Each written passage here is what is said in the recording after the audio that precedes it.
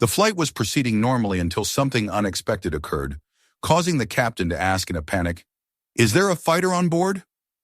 All the passengers turned around in alarm, and only one person opened his eyes. Chuck Norris. Subscribe and let us know where you are watching this video from. The hum of the engines filled the cabin with a steady vibration that was at once comforting and monotonous, the kind of sound that lulled even the most anxious travelers into uneasy rest. The lights had been dimmed after takeoff, leaving the cabin in a muted glow where most passengers were already settling into the long transatlantic night ahead. Families arranged blankets around their children, couples leaned into each other for warmth, and the occasional businessman opened a laptop, determined to make use of the hours before landing. Outside the windows, the sky was a vast darkness, interrupted only by the faint glimmer of stars and the distant curve of the moon, reflecting against the wing. Among the rows of people, no one paid much attention to the man sitting quietly in one of the middle seats, his head tilted slightly to the side, eyes closed as though dozing. He wore plain jeans, a comfortable jacket, and a pair of well-worn boots that had clearly seen more than airport terminals. To most, he looked like any older passenger who had boarded the flight alone, kept to himself, and quickly surrendered to sleep once airborne. Yet there was a certain straightness in his posture, even in rest, a disciplined composure that did not belong to an ordinary traveler. This man was Chuck Norris, though no announcement had been made, and no one around him seemed aware of the legend dozing just a few feet away. The plane had taken off smoothly, the captain's voice earlier assuring passengers that it would be a calm flight, with weather conditions favorable and arrival in London scheduled on time. The crew moved efficiently down the aisles, offering drinks, arranging trays, smiling in practiced rhythms that comforted nervous flyers. In one row, a young boy struggled to keep his excitement contained, peppering his father with questions about whether they would see Big Ben and the Tower of London. In another, an elderly couple clasped hands, the woman resting her head on the man's shoulder as they whispered softly about visiting their grandchildren. For most, this was just another flight, a bridge between one life and the next destination. But not everyone in the cabin shared the same air of quiet anticipation. Here and there, a different energy lingered, subtle and almost invisible to the distracted eye. A group of men scattered across the cabin exchanged occasional looks, silent nods that seemed too precise, too intentional to belong to strangers. Their movements were restrained, their expressions calm, but there was a tension in their eyes, a heaviness in the way they scanned the rows as if measuring distances and memorizing patterns. Most passengers were too lost in their own worlds to notice, and the crew, accustomed to thousands of flights, thought little of it. To the ordinary eye, they were just other passengers. Chuck Norris, even in his slumber, felt the rhythm of the place in a way no one else did. Decades of discipline, combat, and survival had sharpened his instincts until they functioned beyond conscious thought. Though his body rested, his mind lingered just beneath the surface, sensitive to shifts in tone, unusual movements, and the subtle electricity of unease. His breathing remained steady, but somewhere in the edges of his awareness, he felt the faint undercurrent of something not quite right. The minutes passed, and the cabin grew quieter. A film played silently on some screens, the occasional laugh or gasp rising before being swallowed by the low roar of the engines. A child cried for a moment before being soothed by a gentle lullaby. The smell of reheated dinners drifted faintly, mixing with the sterile scent of circulated air. Everything seemed ordinary, yet the air carried a strange weight, as though the plane itself anticipated something none of its passengers yet understood. Two of the men who had exchanged glances earlier rose at nearly the same time, each excusing himself as though headed to the lavatory. One disappeared toward the front of the plane, the other toward the back. To anyone else, it was coincidence. Nothing remarkable, but their departure was perfectly timed, almost synchronized. A third shifted in his seat, adjusting a bag under his feet with unusual care, fingers lingering longer than they should have on the strap. Again, it was a detail easily overlooked by the tired and the inattentive, but to a trained observer, it carried the shadow of intention. The captain, high in the cockpit, remained blissfully unaware. He and his co-pilot discussed fuel calculations, checked the weather ahead, and noted with relief that no turbulence was expected until the approach into Heathrow. They joked lightly, spoke of families waiting at home, and moved through their procedures with the kind of precision that years of flying had ingrained into their bones. The cabin crew, meanwhile, continued their duties, offering water, folding blankets, and settling disputes over reclined seats. To them, too, this was just another flight, another night suspended between continents. Chuck shifted slightly in his sleep, though his eyes did not open. It was a small movement, almost imperceptible, but it was the instinct of a man who had spent a lifetime listening for what others could not hear. The quiet of the plane was too complete, too staged, as though beneath the surface something was waiting to break. His breathing slowed, then steadied again, the body still in repose while the mind prepared itself for the possibility of awakening. A young stewardess passed his row, pausing briefly to check on an elderly woman who was struggling with her seatbelt. Chuck's eyes flickered open for just a heartbeat, long enough to observe her kindness, the nervous gratitude of the passenger, and the way the aisle behind them briefly filled with a man returning from the lavatory. The glance was casual, unremarkable, and yet in that instant Chuck recorded everything. The way the man's shoulders remained too stiff, the way his gaze darted to his companions in the cabin, the bulge of something hidden beneath his jacket. The eyes closed again, but not to return to true sleep. The flight pressed on into the night, and the passengers slowly slipped into the rhythm of rest. Blankets covered laps, lights dimmed further, and the cabin grew quieter, filled mostly with the sound of the engines and the occasional cough or shuffle. Yet beneath the silence, threads of tension began to weave tighter, unseen by most but present nonetheless. For now, peace still reigned in the sky. Chuck remained still, a figure of calm in a sea of unsuspecting travelers. To the families and couples around him, he was just another old man traveling alone. But the flight carried with it a destiny neither the passengers nor the crew had yet imagined. The shadows among them were patient, waiting for their moment to rise, and somewhere deep within, Chuck Norris was already awake. The hush of the cabin had settled into the kind of silence unique to long-haul flights, where hundreds of strangers shared the same enclosed space, suspended between continents and time zones. The dim lights, the slow rise and fall of sleeping bodies, and the steady heartbeat of the engines created the illusion of safety. To anyone untrained, it was simply another uneventful flight gliding smoothly over the Atlantic. But beneath the quiet rhythm of the night, tension simmered unseen, waiting to erupt. The first sign came not with shouts, but with subtle shifts in posture. The men who had been exchanging looks earlier were no longer merely passengers. One at the rear of the cabin rose from his seat without hesitation, his movements precise, as though following an invisible signal. At the same time, another stood near the middle rows, blocking the aisle with an assertive presence that carried no trace of casual intent. Their eyes, sharp and cold, cut through the cabin with a focus that sent an instinctive shiver into those few who noticed.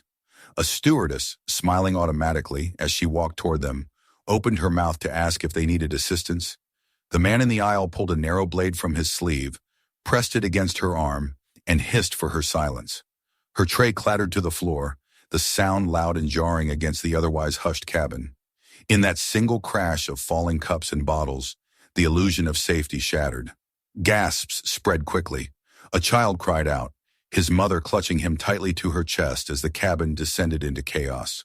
One passenger tried to rise in protest, only to be shoved violently back into his seat. Another man, farther toward the front, pulled a concealed weapon from beneath his jacket and barked orders, his accent sharp, his voice ringing like a command long rehearsed. Panic rippled through the rows, people scrambling to shrink back, to make themselves small, to disappear. The leader of the group made himself known as he strode down the aisle with unnerving calm. He did not shout like his companions. Instead, his cold composure made him more terrifying. He carried himself like a man who believed the plane already belonged to him. He signaled his men into positions, one at the front, one at the rear, others moving strategically to trap the passengers in their seats. The cabin was now divided, controlled, and suffocated under the weight of fear. The crew reacted instinctively, but their training had not prepared them for this. One steward reached for the intercom, only to be struck down, groaning as he fell against a row of terrified travelers. Another stewardess raised her hands in trembling surrender, tears brimming in her eyes as she begged for the safety of the children on board. The terrorists' commands were sharp, and though few passengers understood the language, the menace behind the words was unmistakable. At the front of the aircraft, the cockpit door remained locked. The captain, alerted by the noise and the call from a frantic attendant before the intercom was silenced, activated the security protocols. His voice broke across the speakers, steady but grim, warning passengers to stay calm, promising that they would handle the situation. Yet in the cockpit, he knew the truth. Locked behind reinforced doors, he and his co-pilot could hold their ground for only so long. If the attackers had planned carefully enough, if they had allies hidden among the passengers with more than knives, the integrity of that barrier could be tested. The captain's heart pounded as he considered their options. Contacting air traffic control would take time, and intervention over the Atlantic was impossible. Fighters could be scrambled only if they were closer to land, but by then it might already be too late. He scanned the panel, listening to the chaos muffled through the heavy door, and knew that this battle would be decided inside the cabin. The screams rose higher as one of the attackers brandished his blade near a young woman, dragging her into the aisle as a demonstration of their dominance. Mothers shielded their children with trembling arms. Fathers gritted their teeth, fighting the instinct to resist against the terror of what would happen if they did.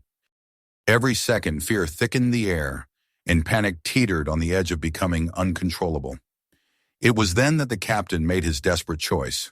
Leaving his co-pilot at the controls, he unbuckled his harness, stood, and glanced once more at the instruments that represented hundreds of lives in his care. He opened the secure compartment behind the cockpit, retrieved a small key, and stepped into the narrow passage that led into the cabin. His jaw was set, his eyes hollow with the knowledge that he was about to risk everything on a gamble that defied reason. As he emerged into the dim light of the cabin, the attackers noticed him immediately. One raised his weapon, barking for him to sit down, to retreat. But the captain did not stop. His gaze swept over the rows of faces, the fear, the despair, until it rested on the man seated in the middle section of the plane, who had until then remained unnervingly still. The man whose reputation was a legend, whispered in gyms and dojos, in stories told half in jest and half in awe. Chuck Norris. He was not in deep sleep, though his head had remained lowered and his body unmoving. His instincts had stirred long before, sharpening in the moment the first tray fell to the floor. The captain's eyes locked with his, and in that silent exchange there was recognition, not of fame, but of ability. The captain knew in that desperate heartbeat that if anyone could shift the balance of this nightmare, it was the man before him. The terrorists shouted again, demanding that the captain return to the cockpit. A blade was pressed closer to the trembling stewardess, still kneeling in the aisle, her tears glistening in the faint light. The passengers cowered, some clutching hands in prayer, others frozen in disbelief. And yet, through it all, the captain walked toward Chuck Norris with steady resolve. He stopped at the row, lowered his voice to a level only Chuck could hear, and spoke words that carried both desperation and hope. He did not appeal to the legend. He appealed to the man, the soldier, the protector. He asked for help. For a moment, time seemed to freeze. Chuck's eyes opened fully, calm and unshaken, and in them was none of the panic flooding the cabin. There was only focus, the quiet readiness of someone who had faced storms before and survived. His gaze swept across the attackers, measuring distances, calculating angles, memorizing positions with the ease of a man whose mind was a living map of combat. His body remained still, but the shift in energy was unmistakable. Those nearest to him, even without understanding why, felt it. The captain stepped back, hope mingled with fear. He had done what instinct demanded, placing his trust in a man who was supposed to be a passenger, but who might be their only salvation. The attackers, noticing the exchange, laughed cruelly, mocking the captain's plea. To them, this was nothing but a desperate act of a powerless man. But the storm that was Chuck Norris had only just opened his eyes. The night air outside pressed heavier against the fuselage as the plane hurtled through the darkness. Inside, the cabin had become a crucible of terror. Yet amid the chaos, a shift was about to take place. The captain returned toward the front, keeping his head low, while the passengers clutched at the fragile thread of hope they did not yet understand. Somewhere in the middle of the rows, a man straightened slowly in his seat, no longer asleep, no longer hidden. The thread in the sky had revealed itself, but so too had the answer, waiting with quiet patience until called upon. The air inside the cabin felt heavier than the recycled oxygen should have allowed. Fear breathed through every row, weaving itself into the silence that followed the shouts of the hijackers. Children whimpered softly, mothers held them tighter, and men clenched their fists in helpless frustration, knowing that any wrong move could mean disaster. The attackers stood like dark sentinels, their eyes sweeping across the sea of terrified faces, their blades and hidden weapons reminders that they held the lives of every soul on board in their hands. Chuck Norris had remained still while the first wave of chaos washed over the cabin, his head bowed as if he were simply another weary traveler, trying to ignore the madness around him. But the exchange with the captain had shifted something irrevocable. The moment he heard the quiet plea, the acknowledgement that only he could change the course of the night, a decision older than this flight, older than this threat, reawakened in him. His eyes opened slowly, steady and calm, and for the first time, he truly looked at the men who thought they controlled the plane. The nearest attacker noticed the movement and narrowed his gaze, suspicious of the old man who did not look as terrified as the others. But when Chuck raised his head, meeting the man's eyes, the hijacker felt something he had not anticipated. It was not fear that met him, nor anger, but a quiet certainty, an unshakable resolve that no threat could bend. The hijacker shifted uncomfortably, though he masked it quickly with a sneer and turned away. Around Chuck, the passengers began to sense it too. The energy in the cabin, once suffocating with despair, flickered with something else, something they could not name but felt instinctively. A young boy who had been sobbing moments earlier went still, his wide eyes fixed on the man in the middle row. An elderly woman who had clasped her rosary in trembling hands paused her prayer, sensing a calmness emanating from him that steadied her breath. Chuck inhaled deeply, the rhythm of his breathing unbroken, controlled. In his mind, the scene unfolded with absolute clarity. Years of training and combat experience allowed him to process every detail with cold precision. The distance between rows, the number of attackers, the way their feet were planted, the weight of their weapons, the panic of the passengers, the narrowness of the aisles. He had fought in jungles, deserts, and alleys where space was scarce and danger omnipresent. Compared to those crucibles, this plane was just another battlefield, and every element could be turned to his advantage. Yet his mind did not race, it sharpened. He remembered lessons from long ago, words spoken by teachers who had instilled in him the discipline to act without hesitation when the time came. He was not here to fight for glory or recognition.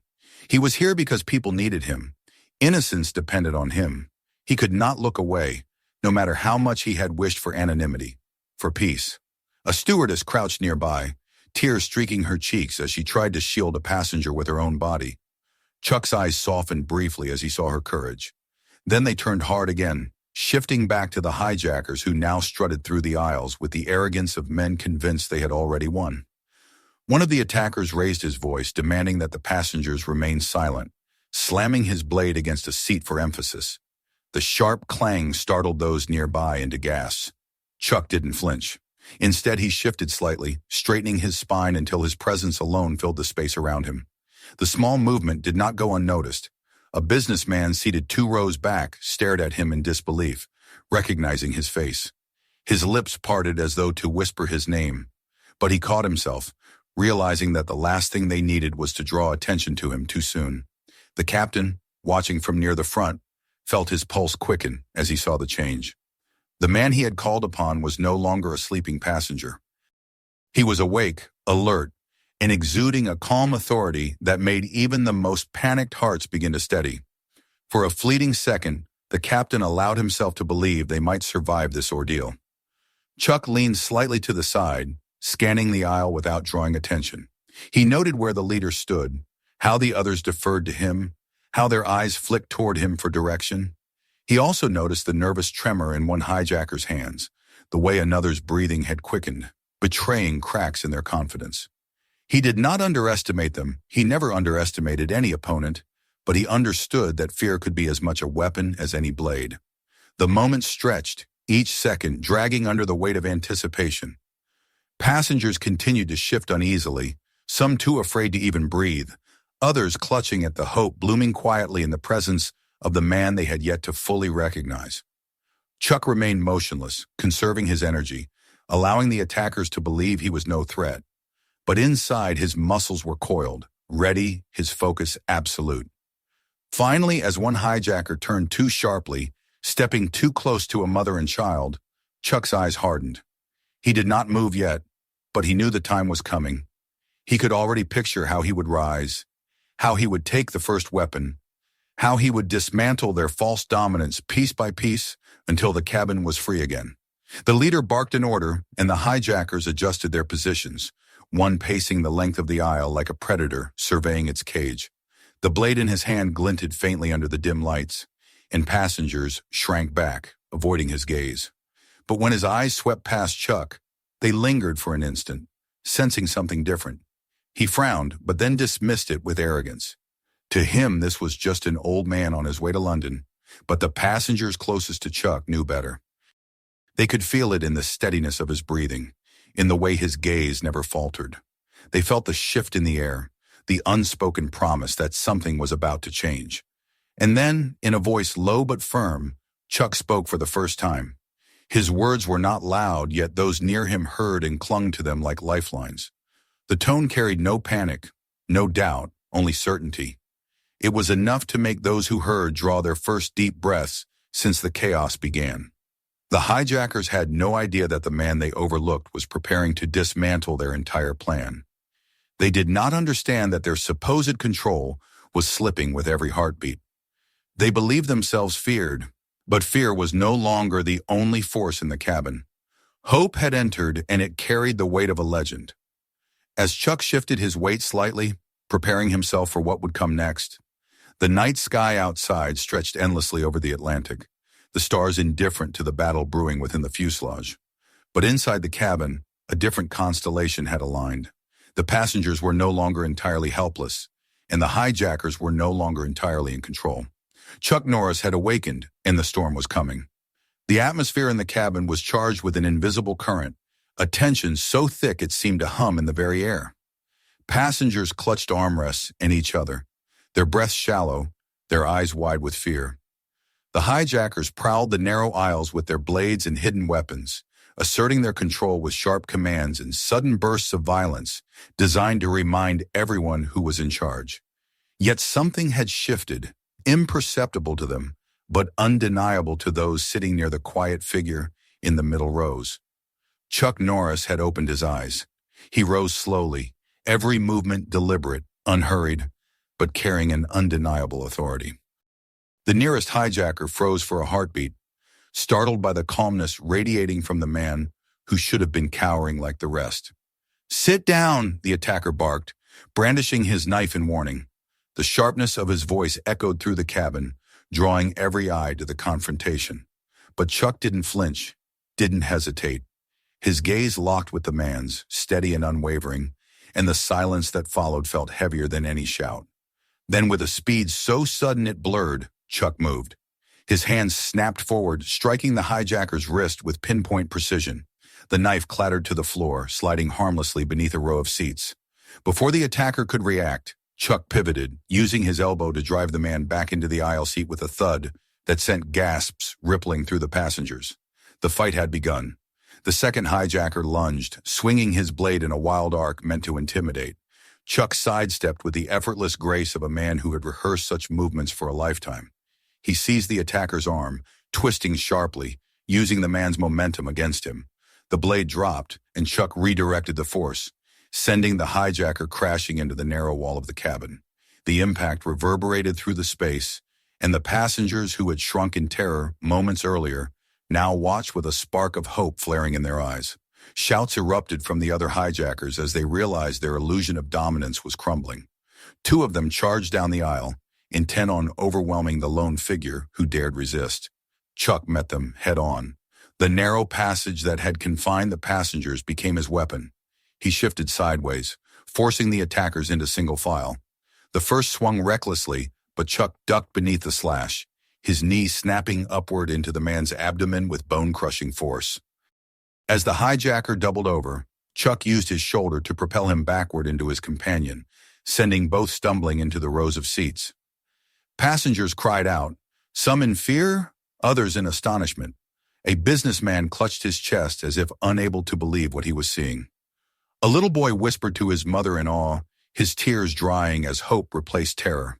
The crew, huddled at the front of the cabin, watched with wide eyes as the balance of power shifted before them. Chuck advanced methodically, not rushing, never wasting a movement. He retrieved one of the dropped knives, flipped it in his hand, and hurled it with precision into the overhead panel just above the leader's head. The blade buried itself with a metallic thunk, startling the man and forcing him to step back. It was not meant to kill, not yet, but to remind them all that he controlled the space now. The hijackers regrouped, shouting commands in their own tongue, trying to rally their crumbling authority. One of them grabbed a passenger by the collar, dragging him into the aisle and pressing a blade to his throat. Gasps filled the cabin as the hostage whimpered, eyes wide with terror.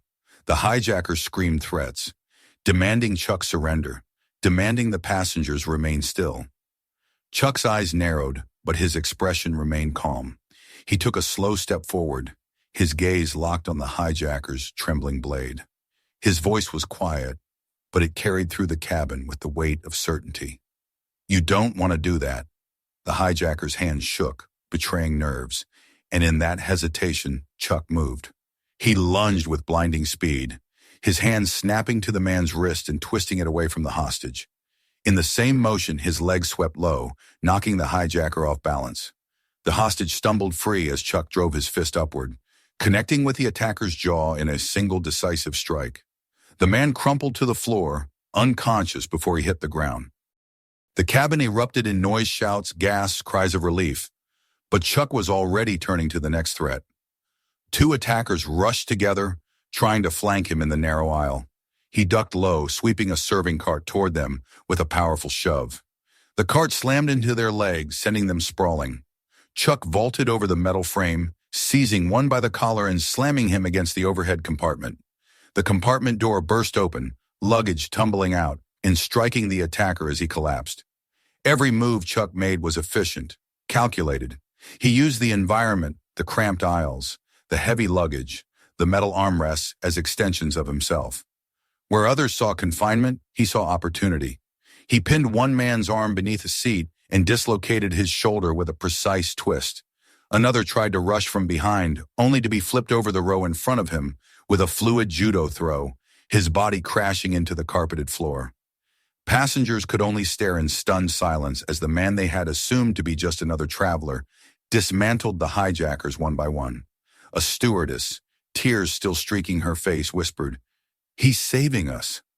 A boy clutched his toy plane tighter, his fear transformed into awe. The leader of the hijackers finally stepped forward, his face twisted with rage. He barked orders at the remaining men, gesturing furiously.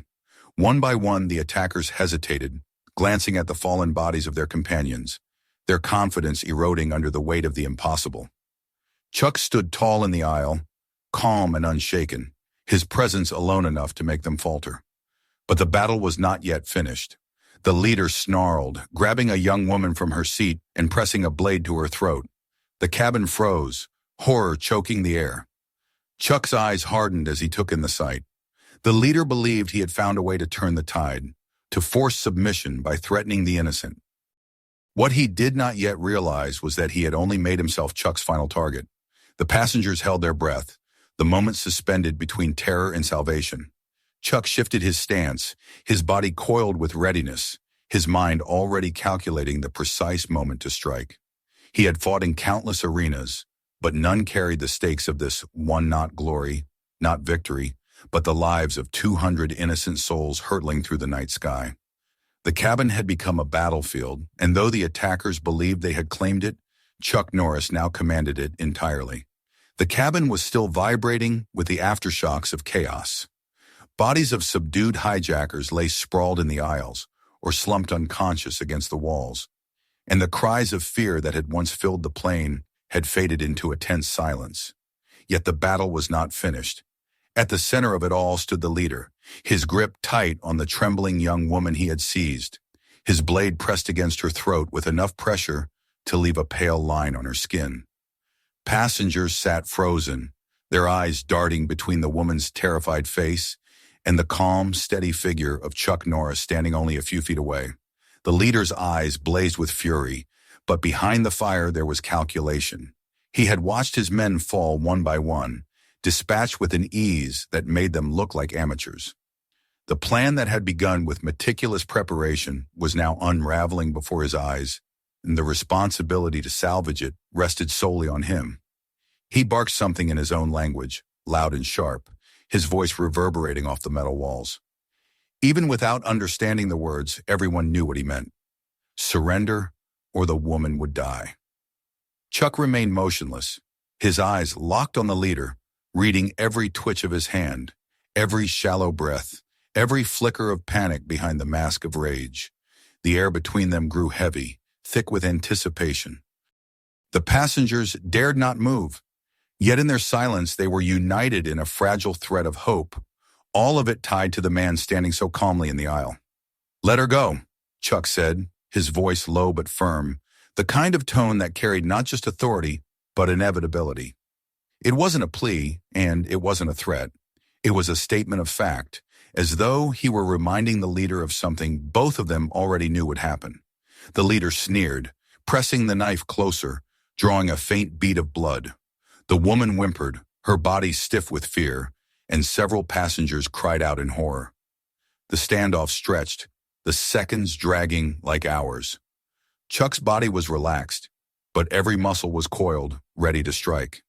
He measured the distance, the angle of the knife, the trembling of the leader's arm. He saw the sweat collecting at the man's temple, the slight tremor of exhaustion creeping into his fingers. The leader had energy left, but fear was eroding it, and fear made a man sloppy. Chuck spoke again, softer this time, his words directed not just at the hijacker, but at the hostage herself. "Stay calm. Trust me." The woman's eyes met his for a fraction of a second, and though terror still gripped her, she gave the smallest of nods. That was all he needed. The leader shifted his stance, trying to drag her backward toward the emergency exit, as if imagining some impossible escape at 30,000 feet. It was the opening Chuck had been waiting for. In a single fluid motion, faster than the eye could follow, he closed the distance. His hands snapped up, striking the attacker's wrist with pinpoint precision. The knife flew from his grip, spinning harmlessly across the aisle.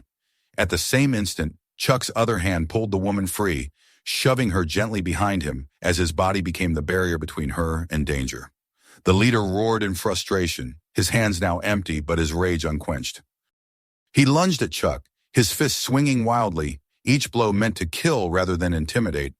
But Chuck had seen countless men like him, men who mistook anger for strength, men who believed fury alone could win a fight. He slipped past the punches, his movements precise and economical, answering each strike with one of his own. A fist to the ribs, a knee to the thigh, a backhand that cracked against the jaw with enough force to send the leader staggering. The battle that followed was not quick like the earlier skirmishes. This was no disposable pawn. This was a man who had trained, who had fought before, who refused to fall as easily as his underlings. The cabin became their arena, the narrow aisles forcing them into brutal close-quarters combat. Seats shook as bodies slammed against them, overhead compartments rattled with every impact, and passengers ducked instinctively as the fight surged back and forth only a few feet away. The leader's style was vicious and dirty. He clawed, he kicked, he tried to gouge eyes and grab at throats, fighting like a cornered animal. But Chuck was discipline incarnate. Every counterstrike was measured, every movement controlled.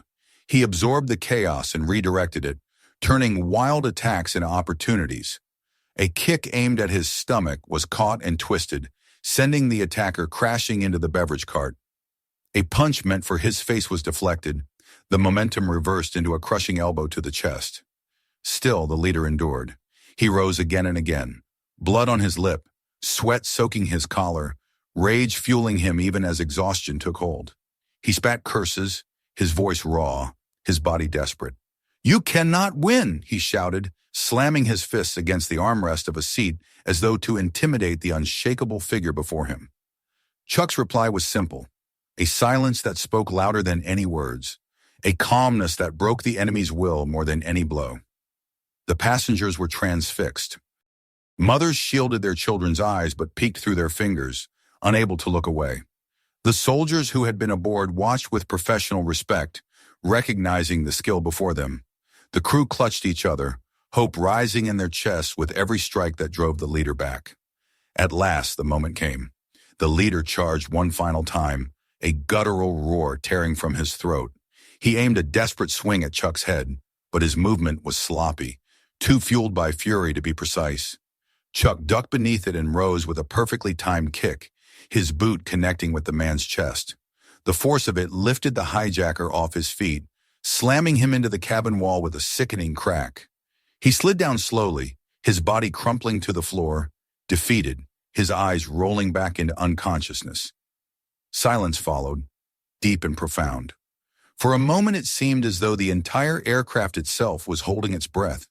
Then, like a dam breaking, the passengers erupted into cries and applause, a chorus of relief and gratitude. Tears flowed freely as people hugged strangers, laughter breaking through sobs as the weight of terror lifted at last. Chuck stood still in the center of the aisle, his chest rising and falling steadily, his eyes scanning the cabin one last time to ensure no threat remained. He wasn't basking in the applause or the gratitude. His focus was on the crew, on the shaken passengers, on the young woman he had pulled from the knife's edge. She met his eyes again, and though her tears still fell, she managed a faint, trembling smile. The captain emerged from the cockpit, his face pale but filled with awe. He looked at Chuck as though seeing not just a man, but the embodiment of calm strength itself.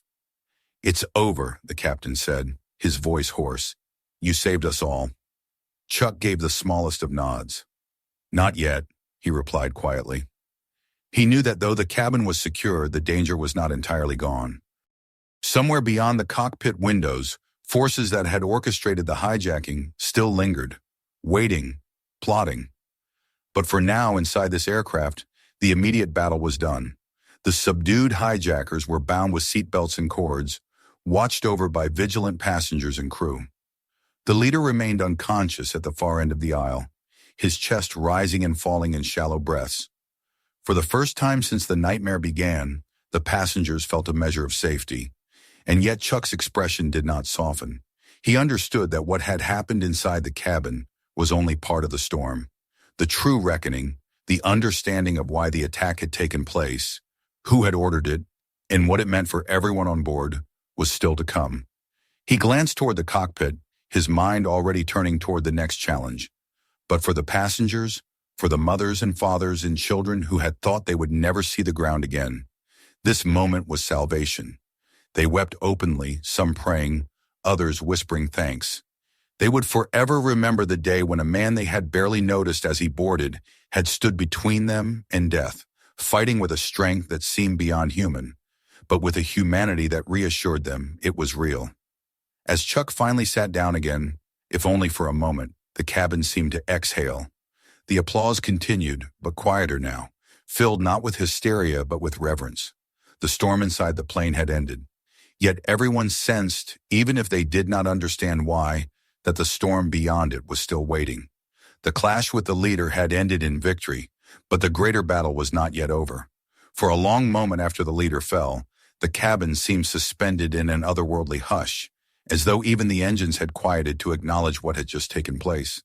The bodies of the subdued hijackers lay scattered in the aisles, some groaning faintly, others unconscious, their weapons discarded and forgotten.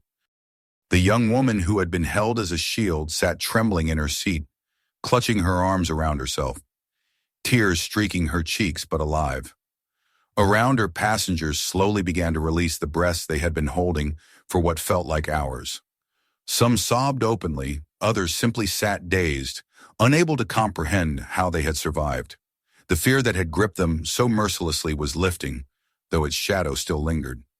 Chuck Norris stood at the center of the cabin, his breathing steady despite the battle he had just waged. He scanned the rows with sharp eyes, making sure no hidden threat remained. Only when he was satisfied that the attackers were truly finished did he allow his shoulders to ease. He reached down, pulled one of the unconscious men into the aisle, and bound his hands with a length of torn seatbelt. Passengers, seeing his calm authority, began to rise hesitantly from their seats to help. They fetched cords, belts, and anything strong enough to restrain the attackers. For the first time, they were no longer frozen by fear, but moved with a sense of purpose, emboldened by the man who had stood alone when all seemed lost. A stewardess knelt beside him, her hands trembling as she tried to secure the wrists of another hijacker. "Thank you," she whispered, her voice breaking. "Thank you for saving us." Chuck gave her the briefest nod, not because her gratitude was unimportant, but because he never fought for thanks. He fought because it was necessary, because people depended on him. The captain emerged fully from the cockpit, his face pale but determined. He surveyed the cabin, the restrained attackers, the passengers slowly regaining their composure. His gaze settled on Chuck, and his lips parted as though to speak, but no words came at first. How could mere words capture what had just been done? At last he said quietly, "You saved every soul on this plane." Chuck shook his head slightly, his voice calm and firm. "We saved each other. Fear only wins when people surrender to it. Tonight, none of you did." His words carried through the cabin, soft but powerful, a reminder that courage was not only found in fists and skill, but in the will to endure. Passengers looked at him with reverence, some with tears in their eyes, some with awe, and others with quiet disbelief that they had shared the same cabin as the man whose name had become a legend long before this night. Children peeked from behind their parents, their small faces wide with wonder. One boy, no older than 7, clutched his toy airplane in both hands and whispered loudly enough for those nearby to hear, "That's Chuck Norris." His mother tried to hush him, but the words rippled through the rows, spreading like a spark. Soon a murmur grew, passengers whispering his name, passing it from one end of the cabin to the other. The legend had been spoken aloud, and now it belonged to everyone on board. The mood shifted. Where moments ago, fear had suffocated them, now relief and admiration filled the space. Passengers stood to embrace strangers. Families held each other tighter than before, and laughter broke out through tears. Some applauded, the sound hesitant at first, then swelling until the cabin was filled with clapping, cheers, and voices crying out in gratitude. But Chuck raised a hand gently, not to accept the praise, but to remind them to keep calm. This was still an aircraft hurtling across the Atlantic. Their ordeal was not over until they touched down safely. The applause quieted, settling into respectful silence. Chuck moved back to his seat, lowering himself into it as though nothing extraordinary had happened. He adjusted his jacket, leaned back, and closed his eyes. To him, the battle was finished, and he asked for nothing more than the peace of anonymity.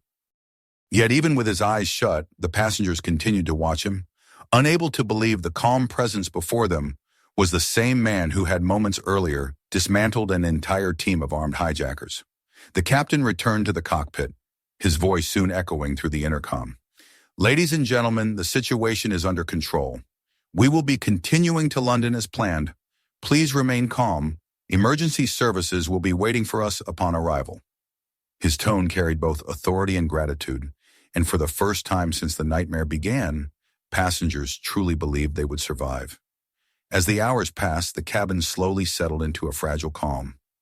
Mothers soothed their children to sleep, exhausted from fear and relief. Fathers clasped hands with strangers, sharing nods of solidarity. The crew moved through the rows, checking on passengers, distributing water, and reassuring them that they were safe. From time to time, someone's eyes drifted toward Chuck, still sitting quietly, and the whispers would start again. Stories about who he was, where he had come from, and what he had done tonight. The dawn began to creep through the windows, soft light brushing the faces of those who had thought they might never see another sunrise. The first golden rays glinted off the wings, painting the cabin in hues of hope. Against that backdrop, Chuck remained motionless, serene, a man at rest after a storm. He was not basking in admiration, nor did he seek acknowledgement. He had simply done what needed to be done, and that was enough. As the plane descended toward London, the passengers prepared for landing in silence. There was no casual chatter, no impatience to disembark. There was only quiet gratitude, heavy and profound. The hijackers, bound and broken, were watched closely by vigilant crew members and passengers who had found strength they never knew they had. The captain's voice came again, announcing their final approach, his words steady and sure. When the wheels touched the runway, cheers erupted once more, this time uncontainable. Passengers clapped, some cried, others embraced tightly. They had not only survived the flight, but endured something that would bind them together forever. Among them sat the man who had made it possible, yet he remained still, gathering his few belongings, waiting like anyone else for the plane to taxi to a stop. Emergency vehicles surrounded the aircraft as it came to rest, lights flashing against the dawn. Officials boarded quickly, securing the hijackers and escorting them away under heavy guard.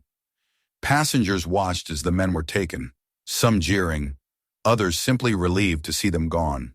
Through it all, Chuck stayed seated, letting the moment pass without drawing attention to himself. When the doors finally opened and the passengers began to disembark, many paused by his row, offering thanks, nods of respect, even trembling words of gratitude. Chuck acknowledged them with quiet nods, never more. He did not linger for applause or interviews. When it was his turn, he rose, walked calmly down the aisle, and stepped off the plane into the fresh morning air, as though he were no different from anyone else. Behind him, whispers followed, stories already taking shape, tales that would be told and retold about the night a hijacked plane was saved not by soldiers, not by weapons, but by a man who had once been thought larger than life, and who proved that legends live not in myths, but in deeds. And as the sun rose higher over the horizon, painting the sky with the promise of a new day, the silence after the storm lingered in the hearts of every passenger, reminding them of the quiet strength of the man who had been among them all along. Don't miss the next unbelievable story. Hit subscribe now and turn on the bell so you never miss what happens next. Watch the next video on your screen right now for even more shocking twists, and share this one with your friends so they can experience it too.